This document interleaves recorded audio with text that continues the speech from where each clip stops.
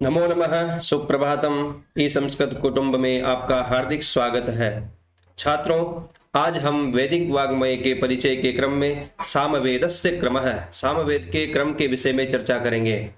छात्रों, चारों वेदों में ऋग, यजु, साम और अथर्व में सामवेद का तृतीय कर्म है और सामवेद की जो प्रसिद्धि है वह गेयात्मक वेद के रूप में है। सामो गानम प्रचक्षते, सामवेद का गान किया जाता है। सामवेद एक गेय वेद है, इसलिए साम के अतिरिक्त जो ऋग, यजु और अथर्ववेद है वो ऋग्वेद पद्यात्मक वेद है, यजुर्वेद गद्यात्मक वेद है और सामवेद गेयात्मक वेद है। सामो गेय है। इस प्रकार यदि परीक्षा में ये प्रश्न पूछा जाता है कि गेयात्मक वेद कह, तो गेयात्मक साम है। सामो गानम प्रचक्षते। सामवेद की और अतिरिक्त परिभाषाओं में सा ऋचा अमो गानम, सामवेद की जो उत्पत्ति है, सामवेद का शाब्दिक विग्रह है, उसमें सा और अम है, ये दो शब्द है। सा शब्द का अर्थ है ऋचा और अमो गानम, अमो का अर्थ है गानम, अर्थात वह ऋचा जिसका गान किया जाता है वह सामवेद है। सामवेद की ऋचाओं का गान किया जाता है, इसलिए सामवेद को गेयात्मक वेद कहा जाता है।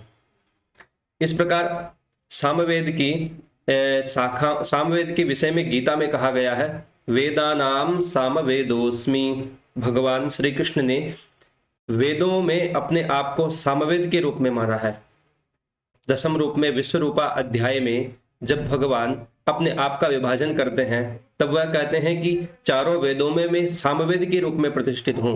इस प्रकार सामवेद की महत्ता गीता में भी बतलाई गई है। सामवेद इतना मुख्य गीत है। ऋषि श्रृंगी की जो प्रसिद्धि थी वह सामवेद के आचार्य के रूप में थी। सामवेद विशिष्य पुत्रिष्ट यज्ञ के रूप में प्रसिद्ध है, इसलिए गीता में कहा गया है वेदानाम सामवेदोस्मि। वेदों में सामवेद है। यहाँ जो षष्ठी विभक्ति है निर्धारणार्थक अर्थ में हुई है, वेदानाम सामवेदोस्मि, ये उक्ति है भगवान श्री कृष्ण की। श्री कृष्णस्य वचनमिदं वेदानाम सामवेदोस्मि। इसके बाद में हम देखते हैं सामवेद का जो क्रम है उसमें उसकी शाखाएं कितनी है, कौन कौन सी उसकी शाखाएं हैं। शाखाओं के विषय में जो प्रमाण है वह पतंजलि का सर्वप्रसिद्ध है। पतंजलि के महाभाष्य ग्रंथ में चारों वेदों की शाखाओं के प्रमाण मिलते हैं, जैसे एकविंशतिधा बाहवृचम। यजुर्वेद के विषय में 100 अध्वर्युः। उसी प्रकार सामवेद के विषय में जो प्रमाण है महाभाष्यकार का, सहस्रवर्त्मा सामवेदः। सामवेद की जो शाखाएं हैं वह सहस्र शाखा है, 1000 शाखाएं हैं। इस प्रकार शाखाओं की संख्या की दृष्टि से सामवेद सबसे बड़ा वेद है। इसकी 1000 शाखाएं हैं सामवेद की। इन 1000 शाखाओं में से संप्रति समुपलब्ध शाखा, संप्रति वर्तमान में जितनी शाखाएं उपलब्ध होती है, जितनी शाखाएं प्राप्त होती है, वह तिस्रः, 3 शाखाएं प्राप्त होती है। अब यहां जो लिखा हुआ है सहस्र वर्तमा, वर्तमा शब्द का अर्थ है मार्ग। वैसे वर्तमान शब्द है, मूल शब्द वर्तमान है, वर्तमा शब्द का अर्थ होता है मार्ग या शाखा, एक ही बात है। जिसके 1000 जिसके मार्ग हो या 1000 शाखाएं हो उसे सामवेद कहा गया है। वर्तमान जो शब्द है उसमें मूल प्रातिपदिक, वर्तमान शब्द में मूल प्रातिपदिक है वर्तमान। उसके रूप चलते हैं वर्तमा, वर्तमानो, वर्तमानः, वर्तमानम, वर्तमानो, वर्तमनः। इस प्रकार ये मूल प्रातिपदिक हुआ वर्तमान शब्द में। समुपलब्ध शाखाओं में जो 3 शाखाएं वह कौन कौन सी है? कौथुमीय शाखा, राणायनीय शाखा, जेमिनीय अथवा त्वलकार शाखा। इस प्रकार यह 3 प्रकार की शाखाएं हैं। यहाँ त्वलकार शाखा है, त्वलकार शाखा। इस प्रकार ये 3 शाखाएं सामवेद की सुप्रसिद्ध है। इसके अनंतर शाखाओं के बाद में इनके ग्रंथ कौन कौन से हैं? सामवेदस्य ब्राह्मणानि, ब्राह्मण ग्रंथ कौन कौन से हैं? तो सामवेद के जो ब्राह्मण है वह 9 ब्राह्मण ग्रंथ प्रसिद्ध है। ब्राह्मण ग्रंथ किसे कहते हैं इसके विषय में हमने पिछले वीडियो में चर्चा की थी। ब्राह्मण शब्द का अर्थ है ब्रह्मणम ब्रह्म संगाते वेद भागे नपुंसकम। यह नपुंसक लिंग में प्रयुक्त होता है वेद में, इसलिए यहाँ ब्राह्मणानि आया है। सामवेद के ब्राह्मण कितने हैं? सामवेदस्य नव ब्राह्मणानि, सामवेद के 9 ब्राह्मण है, 9 ब्राह्मण ग्रंथ है। और ब्राह्मण शब्द जो है वैदिक विधि के व्याख्यान ग्रंथ होते हैं। सामवेद में जितनी भी वैदिक विधियां हैं उनका विशेष रूप से व्याख्यान करना, विधियों का प्रतिपादन करना ब्राह्मण ग्रंथों का मुख्य विषय होता है। इसलिए सामवेद की जो भी वैदिक विधियां होगी उन सब का विशेष रूप से व्याख्यान और प्रतिपादन ब्राह्मण ग्रंथों में किया जाएगा। यह 9 प्रकार के हैं, 9 इनके भेद है। पंचविंश ब्राह्मणम, दूसरा है षड्विंश ब्राह्मणम, अद्भुत ब्राह्मणम, सामविधान ब्राह्मणम, आर्षेय ब्राह्मणम, दैवत ब्राह्मणम, उपनिषद ब्राह्मणम, संहितोपनिषद ब्राह्मणम और वंश ब्राह्मणम। ये 9 प्रकार के जो ब्राह्मण है, ब्राह्मण ग्रंथ है, इनसे संबंधित प्रश्न की यदि हम चर्चा करें तो बहुत बार ये पूछा गया है कि इसमें से ही कोई ब्राह्मण दे देंगे कि आर्षेय ब्राह्मणम केन वेदेन संबंधम, उपनिषद ब्राह्मणम केन वेदेन संबंधम, वंश ब्राह्मणस्य संबंधः केन वेदेन। इस प्रकार के प्रश्न होते हैं। तो आर्षेय ब्राह्मण का जो संबंध है वह सामवेद से है, अद्भुत ब्राह्मण का संबंध है वह सामवेद से है, षड्विंश का संबंध सामवेद से है। इस प्रकार इन 9 ब्राह्मणों का संबंध सामवेद से है। यह सामवेद के ब्राह्मण ग्रंथ है।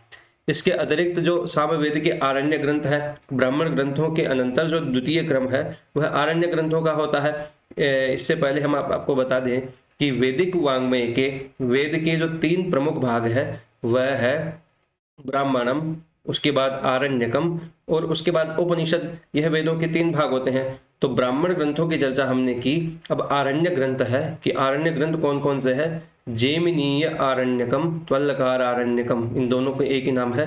और द्वितीय है छांदोग्य आरण्यकम, यह प्रसिद्ध है। छांदोग्य आरण्यकम कस्य वेदस्य, यह परीक्षा में पूछा जाता है। ये 2 आरण्य ग्रंथ है सामवेद के। इनका जो प्रतिपाद्य विषय है वह है प्रतीकोपासना। आरण्यकों में प्रतीकोपासना की जाती है। प्रतीक शब्द का अर्थ है जैसे स्वस्तिक एक प्रतीक है, शिवलिंग एक प्रतीक है, ओंकार एक प्रतीक है। इस प्रकार के प्रतीकों की जो उपासना की विधि है वह छांदोग्य आरण्यक में है। प्रतीकोपासना यहाँ की जाती है। इसे प्राण विद्या भी कहा जाता है। अब उपनिषद की हम चर्चा करें। उपनिषद वो ग्रंथ होते हैं जो वेद के निकट उसके पाठक को, उसके साधक को लेके जाते हैं। जो व्यक्ति सामवेद के निकट जाना चाहेगा उसे सामवेद से संबंधित उपनिषदों का अध्ययन करने की आवश्यकता होती है। जैसे छांदोग्योपनिषद और केनोपनिषद, ये 2 प्रकार के उपनिषद है जो सामवेद के प्रसिद्ध है। इसमें छांदोग्योपनिषद की जो प्रतिष्ठा है, जो प्रसिद्धि है वह सर्वप्रसिद्ध है। छांदोग्योपनिषद अतीव प्रसिद्ध उपनिषद है क्योंकि इसमें वेदांत से संबंधित जितने भी महावाक्य हैं उनका विवेचन किया गया है। वेदांत से संबंधित महावाक्यों का आधार ग्रंथ जो है वह छांदोग्योपनिषद है। जैसे शंकराचार्य के अद्वैत वेदांत का जो महावाक्य है तत्त्वमसि, वह छांदोग्योपनिषद में प्राप्त होता है। इसलिए बहुत बार परीक्षा में यह पूछा गया है तत्त्वमसि इति महावाक्यम कस्मिन् वेदे प्राप्यते। तत्त्वमसि, तत्त्वमसि जो है वह प्राप्त होता है छांदोग्योपनिषद में। इस प्रकार छांदोग्योपनिषद के अतिरिक्त केनोपनिषद है। केनोपनिषद तत्त्वमसि, देखो ये महावाक्य है, बहुत प्रसिद्ध है, ये परीक्षा में पूछा जाता है। तत् त्वम असि, वह तुम हो, यह महावाक्य किसमें है? छांदोग्योपनिषद में है।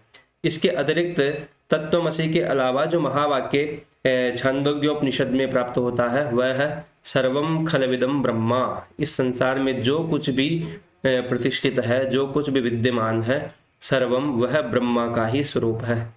सर्वम खलविदम ब्रह्मा, इस प्रकार यह एक महावाक्य हुआ। यह भी वेदांतों का प्रतिपाद्य है, वेदांतों का साध्य वाक्य है।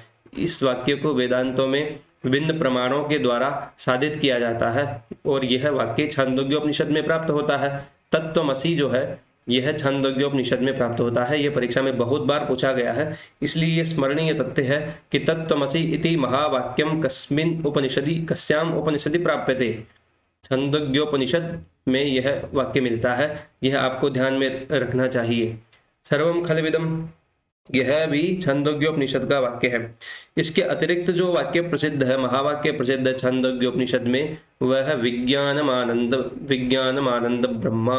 विज्ञानम आनंद है, विज्ञान का जो अध्ययन है वह आनंददायक है। विज्ञान स्वयं एक आनंद स्वरूप है। विज्ञानम आनंद है, ज्ञानम विज्ञान रहितम, इस प्रकार के महावाक्य प्राप्त होते हैं। उसी प्रकार विज्ञानम आनंद है, विज्ञान एक आनंद स्वरूप है। यह वाक्य भी छंदोग्योपनिषद में प्राप्त होता है। इसके अतिरिक्त छंदोग्योपनिषद की और क्या क्या प्रतिपाद्य विषय हो सकते हैं? तो छंदोग्योपनिषद में नारद सनत कुमार संवाद प्राप्त होता है। नारद सनत कुमार संवाद है। नारद एक देवदूत के रूप में सुप्रसिद्ध है। सनत कुमार जो है यह ब्रह्मा के मानस पुत्र है। इन दोनों का संवाद इसमें प्राप्त होता है। नारद सनत कुमार संवाद है। सनत कुमार कौन है?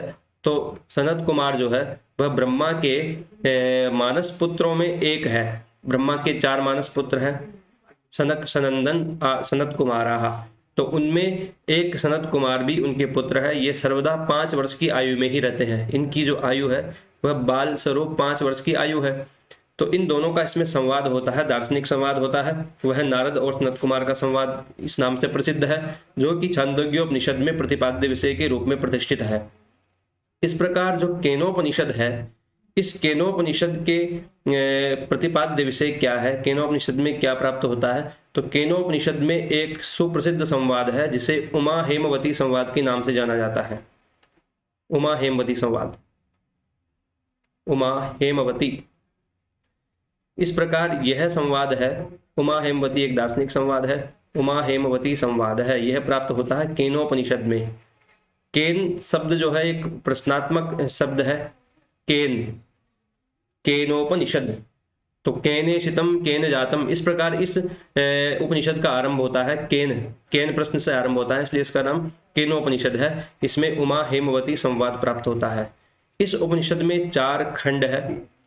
केनोपनिषद में 4 खंड है, 4 खंडाः। ये आपको ध्यान में रखना है। प्रायण यह प्रश्न पूछा गया है कि उमा हेमवती संवाद है कस्याम उपनिषदि, उमा हेमवती संवाद का संबंध किस उपनिषद से है? तो उमा हेमवती संवाद का जो संबंध है वह केनोपनिषद से है। इस प्रकार 4 खंड इसमें है। ये 2 उपनिषद इसके बड़े प्रसिद्ध हैं। छंदोग्योपनिषद के विषय में तो बहुत परीक्षाओं में पूछा गया है कि तत्त्वमसि महावाक्यम कस्याम उपनिषदि, सर्वम खलविदम महावाक्यम, सर्वम खलविदम ब्रह्मा इदम वाक्यम कस्याम उपनिषदि। विज्ञानम आनंद है, इसका संबंध किस उपनिषद से है? और छंदोग्योपनिषद किस वेद का उपनिषद है, यह बहुत पूछा जाता है। इसलिए आपको यह ध्यान रखना है, ये सुप्रसिद्ध उपनिषद है और केनोपनिषद ही भी सामवेद का ही एक उपनिषद है। इसके बाद में सामवेदीय शिक्षा ग्रंथ होते हैं, जिनमें स्वर वर्ण इत्यादि की उच्चारण प्रक्रिया का अध्ययन किया जाता है। स्वर वर्ण इत्यादि की उच्चारण प्रक्रिया का शिक्षण किया जाता है। आगमन निगमन इत्यादि विधियों का उसमें समावेश है। तो शिक्षा वेद का जो नासिका स्थानीय अंग है, तो सामवेद की जो शिक्षा सुप्रसिद्ध है वह है नारदीय शिक्षा।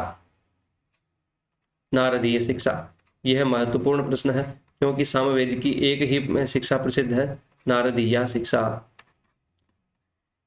प्रायण शिक्षा ग्रंथों में जो याज्ञवल्क्य की शिक्षा है वह सुप्रसिद्ध है, लेकिन नारदीय शिक्षा भी सामवेद की एकमात्र शिक्षा होने के चलते बहुत बार परीक्षाओं में पूछे जाने की संभावना है। सामवेदीय शिक्षा के बाद में जो सामवेद के प्रमुख ग्रंथ है उनमें है सामवेद के स्रोत सूत्र। कौन कौन से है? लाट्यायन, द्राग्यायन, मशक, खादिरम, जेमिनीयम। ये इतने परीक्षा की दृष्टि से महत्वपूर्ण नहीं होते हैं, लेकिन नेट की परीक्षाओं में पूछे जा सकते हैं। यदि प्रश्न पत्र काफी गंभीर स्तर का हो तो उसमें ऐसे प्रश्नों के पूछे जाने की संभावना रहती है।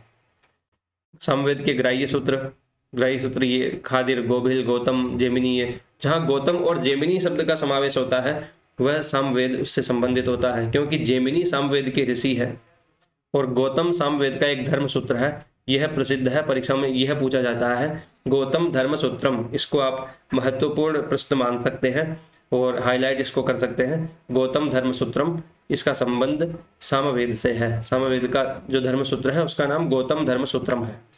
एक महत्वपूर्ण प्रश्न है ये। इसके बाद में प्रातिशाख्य ग्रंथ होते हैं। प्रातिशाख्य ग्रंथ का अर्थ होता है शाखाम प्रति इति प्रातिशाख्यम।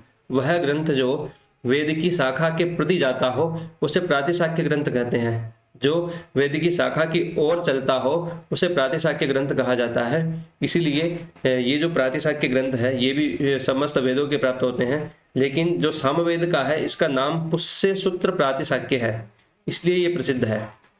पूछा जा सकता है पुष्य सूत्र प्रातिशाख्य कस्य वेदस्य प्रातिशाख्यम, तो यह है सामवेद का। प्रातिशाख्य का अर्थ शाखाम प्रति प्रातिशाख्यम। इस प्रकार यह प्रातिशाख्य जो ग्रंथ है उसके बाद में हम चर्चा करते हैं सामवेद के विभाजन की।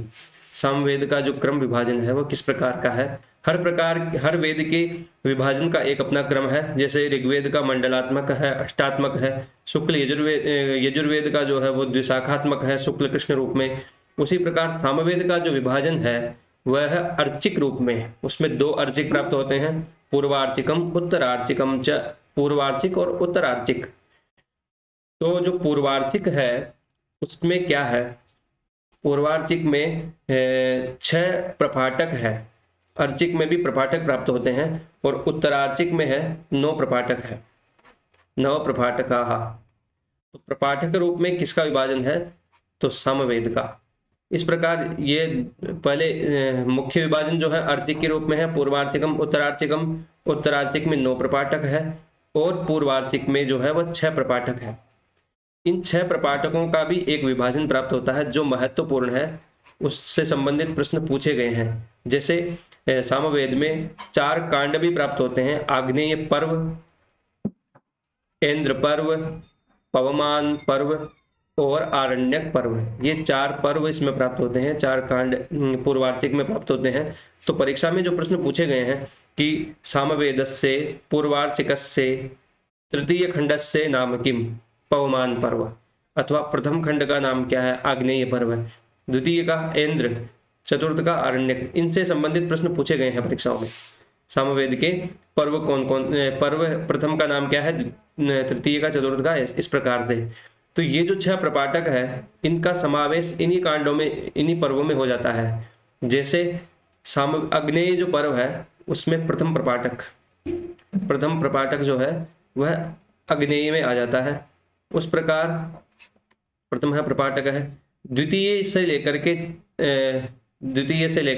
जो है उसमें सामवेद के जो 6 प्रपाठक है उसमें द्वितीय से लेकर के तृतीय चतुर्थ तक का समावेश हो जाता है। द्वितीय तृतीय चतुर्थ इस इंद्र पर्व में है।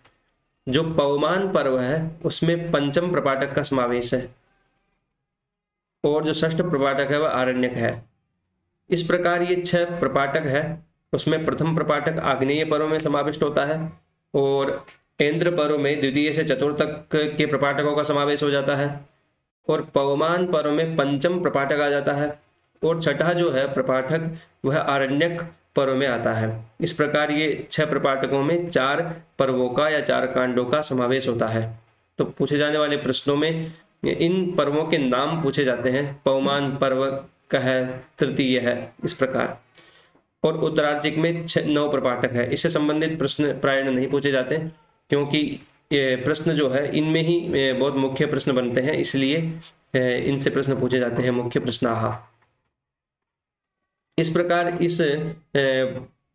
प्रकार के विभाजन के अतिरिक्त जो प्रश्न बन सकते हैं सामवेद से वह है सामगानम पंचविधम। सामवेद का गान किया जाता है और वह गान 5 प्रकार का प्राप्त होता है। सामगानम पंचविधम, समगानम कतिविधम, इस प्रकार के प्रश्न पूछे जा सकते हैं। सामगानम जो है वह पंचविधम प्राप्त होता है। इस प्रकार यह सामवेद के मुख्य प्रश्न है जिनसे संबंधित प्रश्न परीक्षाओं में पूछे गए हैं। आप इनका अभ्यास कर सकते हैं।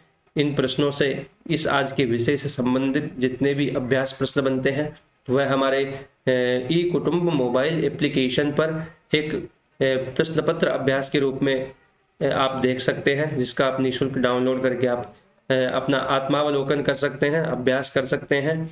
अब सामवेद के अनंतर जो अथर्ववेद का क्रम है उसका हम अध्ययन अगली कक्षा में करेंगे।